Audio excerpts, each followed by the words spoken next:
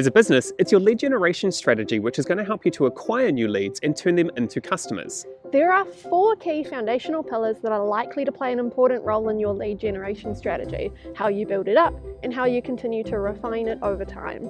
We're going to spend a bit of time talking about what each of these 4 cornerstones are and how they can apply to your lead generation strategies to help to grow your business.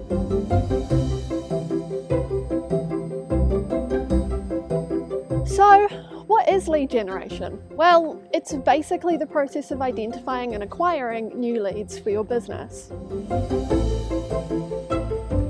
It's often thought that lead generation is all about acquiring new leads to add to your database. But when it really boils down to it, businesses only have 2 revenue streams: new customers and existing ones.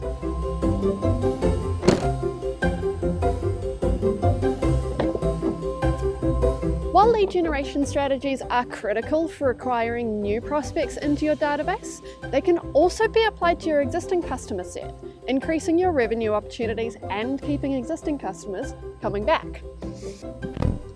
There are 4 key pillars that we're going to be discussing today: search engine optimization, search engine marketing, demand capture, and email capture.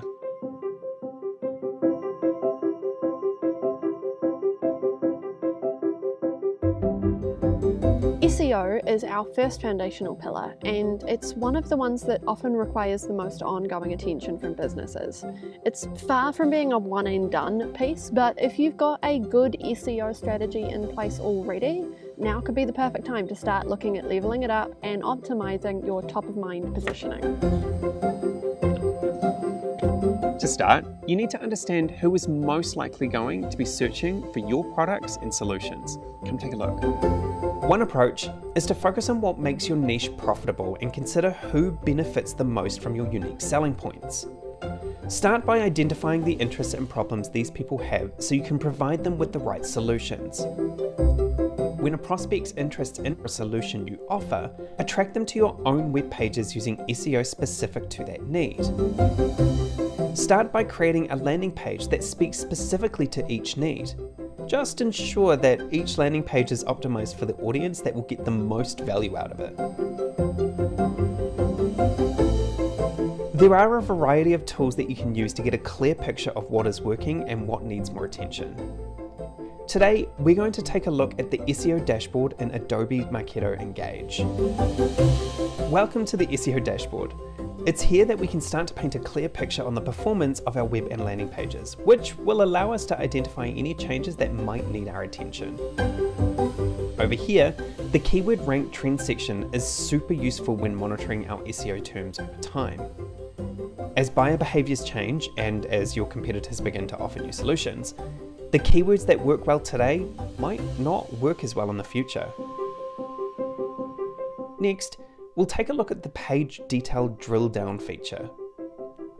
The page detail drill down section allows us to identify which search terms are bringing people to each specific landing page. It's here that we can see which keywords each page is currently optimized for, and if you look at the page optimization results section, you can begin to see the impact your target keywords are having. Developing and evolving your SEO strategy is key to ensuring that your website serves both your customers' needs and your businesses. Yeah, keeping your customers front of mind is key to ensure that you're developing the content that actually meets their needs. And the SEO dashboard in Adobe Marketing Engage is one way to ensure that you're doing that. Going hand in hand with SEO is SEM. It's vital and it's the second cornerstone in leveling up your lead generation strategies. If you've already got a starting foothold with SEM, your next step should be figuring out how to optimize its performance and make sure you're getting bang for buck. Knowing that SEM increases your visibility by bidding on keywords, you want to make sure you're getting the best return on investment that you can out of SEM by targeting audiences who are just starting to look for or decide on solutions that you're offering. One best practice is to take a closer look at your content and focus your spend where it really counts. Step 1, identify the content that's been proven most effective at moving prospects forward in their buyer journey. Step 2, look at which organic SEO terms have and have not successfully brought in views to determine which ones are struggling. The SEO dashboard in Adobe Marketing Engage can make this process a lot easier. Step 3, make sure you check out what your competitors are doing. I'm definitely not saying you should copy their strategies, but it might highlight opportunities that you're overlooking in places you hadn't previously considered. And step 4, focusing your SEM spend on key terms that are struggling can save you from spending on terms that are otherwise performing well organically to bring in views. Here's a tip. In the same way that you've structured your SEO, make sure that your landing page messaging aligns with the same keywords to ensure that you're attracting the right audience.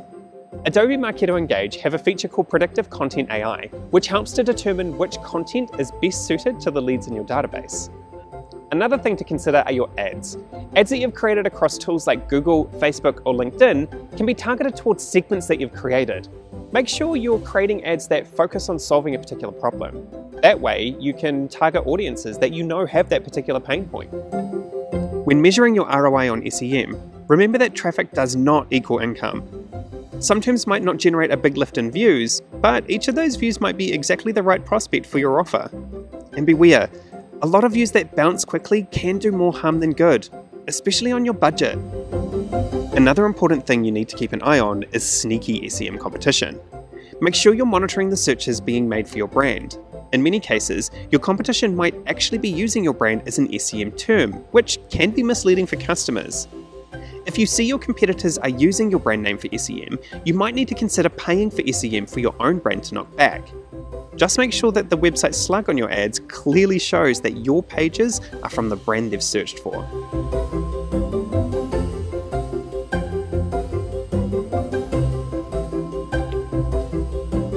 Once your SEO and SEM strategies are humming and people are arriving on your website, how do you make sure that they're doing what it is you actually need them to do?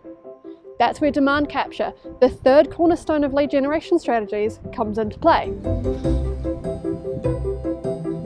Sometimes the needs of an organization or a person change quite quickly, and you're no longer in a position where you can take them down that beautiful garden path you had all planned out for them. This audience have completely skipped all of that content you've beautifully designed for them, and they are ready to dive straight in.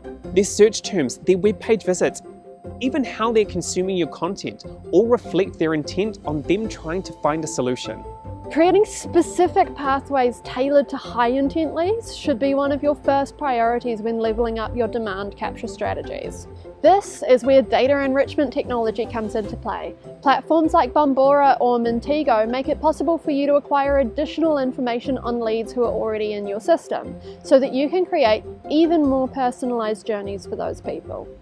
The fourth pillar here is email capture, and it's probably fairly obvious that as a business you would want to be capturing people's email addresses. There tends to be a direct sales relationship between capturing someone's email address and converting that person to a customer. If your email capture processes aren't working quite as well as they should, there is a good chance you're missing out on sales. At this point, you're probably already asking for email address. So the question now is, what can you be doing to optimize? First, optimize the when. Are you asking your prospects for this information at the right moment? Too soon or too late? Make sure you're giving your prospects enough time to digest information before presenting them with a form, but also make sure you're not missing key moments where they're actively looking for ways to engage more deeply. Then, optimize the how. Make it easy for prospects to give you the info you need, ask for the right amount of info, and make sure there's a clearly communicated value exchange. They need to know that they're getting something in return for giving you their personal contact info. Finally, optimize what you're doing with the information once you have it. If you're communicating with people via email, that's a great first step. But what else can you do, and should you be doing? Paired with the right technology, the information you're collecting is more powerful than you may think. With tools like Adobe Marketo Engage, capturing a person's email address makes them what's often simply referred to as known. And as soon as a person is known, your options as a marketer open up widely, giving you the capability to, yes, market directly to that individual through email. But more importantly, create a unique identifier against which to hold information about a person, track their engagements with your brand, their interactions with your website, and your content. Then segment them based on key profile markers, and then market to them in a way that is highly targeted to their needs, their interests, and their stage in the buyer journey. And those were the 4 pillars of lead generation. I really hope that we've broken it down for you. Are you done? I want to go home. It's really cold.